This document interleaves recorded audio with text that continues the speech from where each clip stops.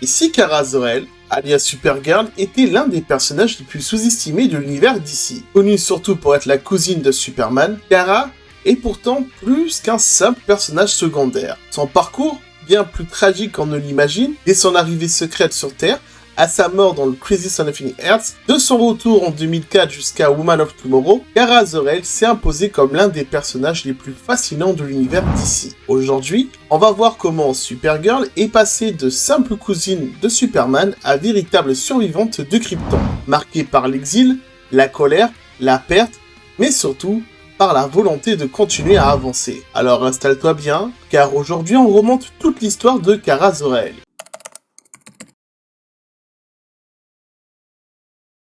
Kara Zor-El est créée en 1959 par Otto Binder et Al Plastino. Elle est présentée comme la cousine de Superman, ayant grandi à Argo City, une ville qui a survécu à la destruction de Krypton grâce au génie de Zor-El. Il faut savoir que Kara Zor-El a été conçue après la destruction de Krypton, mais cette survie ne fut que temporaire. Avec le temps, Argo City se dégrade et devient condamné. Face à cette situation, Zor-El décide d'envoyer sa fille sur Terre auprès de son cousin Superman. Kara arrive donc sur Terre et est recueillie par Superman. Logiquement, on pourrait penser que le plan était simple. Superman allait l'élever et l'aider à devenir une héroïne.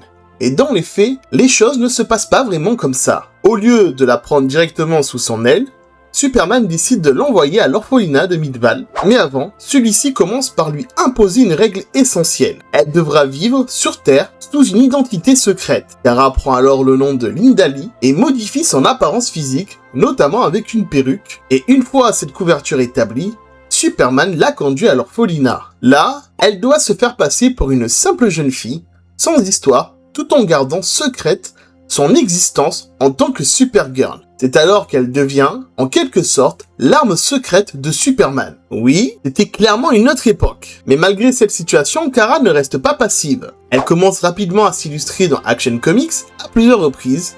Elle fait le mur de l'orphelinat pour vivre ses propres aventures. Elle rencontre même la Légion des super-héros. Il faudra attendre 1962 dans Action Comics 285 pour que Superman la présente officiellement au monde. Cela arrive donc environ 3 ans après sa première apparition. C'est à partir des années 80, notamment 82, que Supergirl commence réellement à s'émanciper de l'influence de Superman. Elle obtient alors ses propres aventures, son propre entourage, ses propres choix, et devient progressivement une héroïne à part entière. Kara n'est plus seulement la cousine de Superman, elle commence à exister par elle-même. Mais tout va changer avec Crisis on Infinite Earths. Au début des années 1980, la continuité d'ici est devenue très dense. Il y avait plusieurs terres parallèles, plusieurs versions de certains personnages, des histoires qui se contredisaient, et un multivers difficile à suivre pour les nouveaux lecteurs. Crisis on Infinite Earths naît donc d'une volonté éditoriale de simplifier l'univers d'ici en détruisant le multivers classique et en reconstruisant une seule continuité principale. Superman est directement concerné par ce projet. Après le Crisis, DC veut le redéfinir comme le grand survivant de Krypton, plus isolé, plus unique. C'est alors que la série Man of Steel de John Byrne, publiée en 1986, sert justement à moderniser ses origines après le Crisis, notamment en le réinstallant comme le seul survivant de Krypton. Et c'est là que Kara devient un problème éditorial. Si Superman doit redevenir le dernier fils de Krypton, alors Kara Zor-El, Kandor et les autres survivants kryptoniens compliquent cette idée. Supergirl n'est donc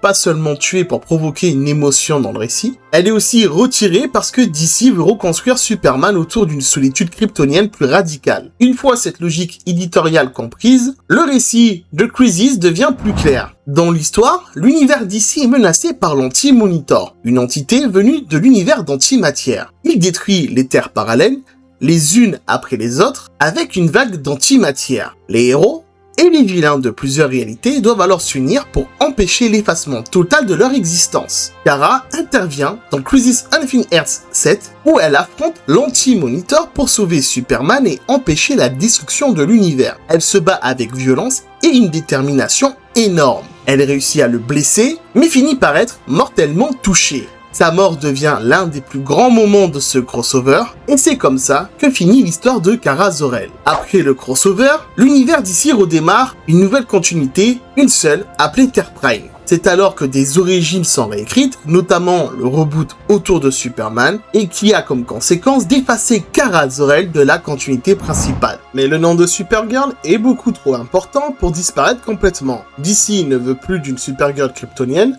mais l'éditeur ne veut pas non plus abandonner cette franchise. C'est ainsi qu'une nouvelle version du personnage apparaît pendant le run de John Byrne. Cette fois, Supergirl n'est plus Kara Zor-El. Il s'agit de Matrix, un être artificiel, métamorphe, venu d'un univers de poche. Elle prend l'apparence de Lana Lang, avec des cheveux blancs, et porte une tenue inspirée de celle de Superman. Elle vient demander son aide afin de vaincre des Kryptoniens qui menacent son monde. Et ces Kryptoniens sont en réalité le Général Zod et ses sbires. À la fin de cette aventure, Matrix rejoint Superman sur la Terre principale, elle vivra ensuite plusieurs aventures sous le nom de Supergirl et partagera même une relation avec le fils de Lex Luthor. Mais en réalité, c'est Lex Luthor qui aura transféré ses organes dans un corps plus jeune. Bref, revenons à nos moutons. Plus tard, elle finira par fusionner avec Linda Denver, qui continuera à porter la cape de Supergirl avant de prendre une retraite anticipée. Mais malgré ces nouvelles incarnations, le personnage de Kara Zor-El n'a jamais totalement disparu de l'imaginaire d'ici. Son existence est parfois sous-entendue, évoquée dans de rares numéros sans être pleinement réinstallée dans la continuité principale. Il faudra attendre 2004 dans la série Superman Batman de Jeff Loeb et du regretté Michael Turner pour assister au véritable retour de Kara Zor-El. Et cette version modernise fortement son origin story. Kara n'est plus seulement la survivante d'Argo City, elle a vécu sur Krypton avant sa destruction et était même plus âgée que Kal-El au moment de leur départ. Comme lui, elle est envoyée vers la Terre, cependant son vaisseau dévie de sa trajectoire, se retrouve piégé dans une météorite de kryptonite et met beaucoup plus longtemps à atteindre sa destination. Kara reste alors en stase pendant des années. Lorsqu'elle atteint enfin la Terre, Kal-El n'est plus un bébé, il est déjà Superman. Son vaisseau s'écrase à Gotham, désorienté, incapable de contrôler sa force et ses pouvoirs, Kara provoque des dégâts. Batman intervient, la maîtrise grâce à de la kryptonite et ensuite la conduit à la Batcave où Superman finit par les rejoindre. Pour Clark, c'est un choc. Il découvre qu'il n'est plus le seul survivant de Krypton. Mais Batman reste méfiant. Pour lui, l'arrivée soudaine d'une kryptonienne aussi puissante est trop suspecte pour être ignorée. Kara est donc conduite à la forteresse de solitude. Et bien plus tard, au cours du récit, elle deviendra rapidement un sujet de tension entre Superman, Batman et Wonder Woman. Superman veut la protéger, Batman semi-fidèle, Wonder Woman estime qu'une personne aussi puissante doit être formée avant d'être libre d'agir. Kara est alors emmenée sur Themyscira pour s'entraîner avec les Amazones. Mais Darkseid s'intéresse à elle et l'enlève pour tenter de la soumettre à sa volonté sur Apocalypse. Superman, Batman, Wonder Woman, aidés de Big Barda, partent la sauver. Et à la fin de cet arc, c'est là que Kara se révèle officiellement au monde sous le nom de Supergirl. Dans les aventures qui suivent son retour, Kara cherche encore sa place. Elle interagit avec les Teen Titans, notamment Connor Kent, alias Superboy, et Cassandra Sandmark, alias Wonder Girl. Elle entretient aussi une relation complexe avec Power Girl. Celle-ci représente une autre possibilité pour Kara, une version plus adulte, plus affirmée mais marquée par une histoire différente. Même sa relation avec Batman évolue, leur méfiance initiale laisse progressivement place à une forme de respect. À un moment, Kara lui vend même une ressource kryptonienne pour se permettre d'acheter son propre appartement. Pourtant, son identité reste instable. Certains récits laissent entendre que son arrivée sur Terre n'avait peut-être pas pour but de protéger Kal-El, mais de l'assassiner. Le traitement de Kara laisse alors le spectateur dans le doute, en jouant avec l'idée que le personnage a perdu une partie de ses souvenirs et qu'elle pourrait finalement être maléfique. Cette idée plonge Kara dans une profonde incertitude. Peut-elle faire confiance à ses souvenirs, à son père, à elle-même? L'arc New Krypton permet de clarifier une partie de cette confusion. Kara y retrouve ses parents, notamment Zor-El, et il est confirmé qu'il l'avait bien envoyée sur Terre pour lui sauver la vie. Elle n'était donc pas une arme dirigée contre Kal-El, mais une survivante. Après New Krypton, Kara perd une nouvelle fois ses parents. Son histoire revient alors à son motif central. Elle cherche sa place, mais chaque tentative de reconstruction passe par une nouvelle perte. Dans les News 52, Kara Zor-El est présentée comme une Supergirl beaucoup plus instable, blessée et difficile à intégrer au monde humain. Son arrivée sur Terre n'a rien d'héroïque. Elle s'écrase en Sibérie, se réveille perdue, ne comprend pas la langue des soldats qui l'encerclent et découvre brutalement ses pouvoirs sous l'effet du soleil jaune. Pour elle, la Terre n'est pas un nouveau foyer, mais un monde hostile et incompréhensible. La rencontre avec Superman accentue ce choc. Même s'il lui parle en kryptonien, Kara refuse d'abord de croire qu'il est Kal-El, car elle a connu bébé. Voir son cousin adulte l'oblige à affronter une vérité impossible à accepter. Krypton a disparu. Le temps a passé et elle est désormais seule. Leur relation commence donc dans la méfiance, car Superman représente à la fois sa famille et la preuve qu'elle est arrivée trop tard. Toute cette période est construite autour du deuil de Kara. Elle ne veut pas devenir terrienne, ni accepter la perte de Krypton. Elle veut retrouver son ancien monde. Pourtant, chaque trace kryptonienne qu'elle découvre est déformée ou dangereuse. Les Worldcalers montrent que Krypton n'était pas uniquement un monde noble, mais aussi une civilisation capable de créer des armes et des monstres. L'arc Hell pousse cette faille encore plus loin. Elle comprend immédiatement que Kara n'a pas encore accepté la mort de Krypton. Au lieu de l'attaquer seulement par la force, il lui offre ce qu'elle désire le plus, la possibilité de revoir sa planète, sa famille et Argo. Pour Kara, cette promesse est presque impossible à refuser, parce qu'elle arrive à un moment où la Terre ne représente encore rien pour elle. Superman pense d'abord aux conséquences pour la Terre, mais Kara pense à ce qu'elle a perdu. Elle veut croire en Hell, non pas parce qu'elle est mauvaise, mais parce qu'elle est encore une survivante incapable de faire son deuil. C'est ce qui rend cette erreur tragique et compréhensible. Elle transforme son espoir en faiblesse. Il présente la résurrection de Krypton comme une cause juste, mais cette cause exige des sacrifices. Quand Kara comprend qu'elle a été manipulée, elle se retourne contre lui, mais ce choix lui coûte énormément. Renoncer à Hell et aussi renoncer à l'idée que Krypton puisse revenir. Après cet arc, Kara n'est donc pas réparée, elle est encore plus blessée, parce qu'elle a dû tuer elle-même son dernier espoir. Le traumatisme s'aggrave ensuite avec Brainiac et Cyborg Superman.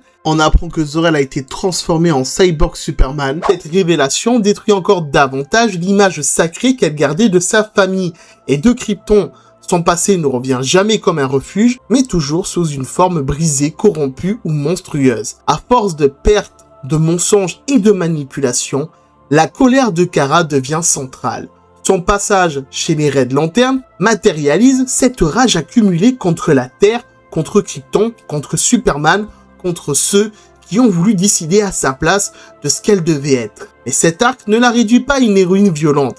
Il montre surtout une survivante qui doit traverser sa colère pour ne plus être contrôlée par elle. En résumé, les News 52 racontent une Kara traumatisée par la destruction de Krypton, incapable au départ d'accepter son deuil. Elle cherche à récupérer ce qu'elle a perdu, mais comprend peu à peu que le passé ne peut être restauré intact. Son véritable parcours n'est donc pas seulement d'apprendre à devenir Supergirl, mais d'apprendre à survivre sans rester prisonnière de son passé. Avec DC Rebirth, Kara est rééquilibrée.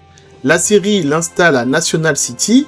Elle devient Kara Denver, travaille pour la DEO, fréquente National City Technical High School et vit avec ses parents adoptifs, la famille Denver. Cette version s'inspire en partie de la série télévisée Supergirl, mais elle garde des éléments des comics modernes. Kara reste marquée par Krypton, mais elle n'est plus seulement définie par la colère. Rebirth cherche à combiner plusieurs facettes du personnage, la lumière du Silver Age, le traumatisme moderne, et les besoins d'indépendance. En premier grand arc, la confronte à Cyborg Superman, encore sous la forme de Zor-El. Cela permet de reprendre le traumatisme familial du News 52, mais avec une approche plus émotionnelle. Kara ne doit pas seulement combattre un ennemi, elle doit combattre l'image corrompue de son père et décider de ce qu'elle garde ou non de son héritage. Rebirth fait donc de Kara une héroïne en reconstruction. Elle apprend à vivre sur Terre, à accepter une famille adoptive et à protéger National City. Et surtout,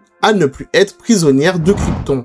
C'est ensuite qu'on arrive à Supergirl Woman of Tomorrow, écrit par Tom King et dessiné par Bilquis Evely, qui représente l'une des synthèses les plus fortes du personnage. La mini-série ne réécrit pas toute son origine, mais elle donne un sens à tout ce que Kara est devenue. L'histoire suit Ruthie, une jeune fille qui cherche à venger la mort de son père. Elle rencontre Kara qui accepte de l'accompagner dans une quête à travers l'espace. Le vrai sujet est la manière dont Kara comprend la douleur, la perte et la justice. Cette série insiste sur une différence fondamentale entre Superman et Supergirl. Superman a perdu Krypton alors qu'il était bébé. Kara, elle, s'en souvient. Elle a connu son monde, sa famille, sa culture. Elle n'a pas perdu une idée abstraite. Elle a perdu une vie entière. Dans Woman of Tomorrow, Kara n'est pas une adolescente perdue, ni une héroïne en formation. Elle est une femme fatiguée, blessée mais profondément morale. Elle sait ce que la vengeance peut faire à quelqu'un parce que elle a elle-même assez de vécu et de pertes pour comprendre la colère de Ruchi. Pourtant, elle choisit d'être meilleure que cette colère. Cet aboutissement de son évolution moderne, Kara n'est plus seulement la cousine de Superman, elle est la mémoire vivante de Krypton, une survivante qui porte la douleur d'un monde disparu sans laisser cette douleur la transformer en monstre. En conclusion, l'évolution de Kara Zor-El est l'une des plus intéressantes chez DC Comics. Elle est le personnage qui permet à DC d'explorer ce que Supergirl est, la mémoire consciente de Krypton, le traumatisme de l'exil et la difficulté de continuer à vivre après la perte d'un monde entier. Supergirl est un exemple de résilience. Merci d'avoir regardé cette vidéo, c'était OTH à Passion d'ici. Dis-moi ce que tu en as pensé, je serais curieux de te lire. Allez, bisous et que la passion te garde.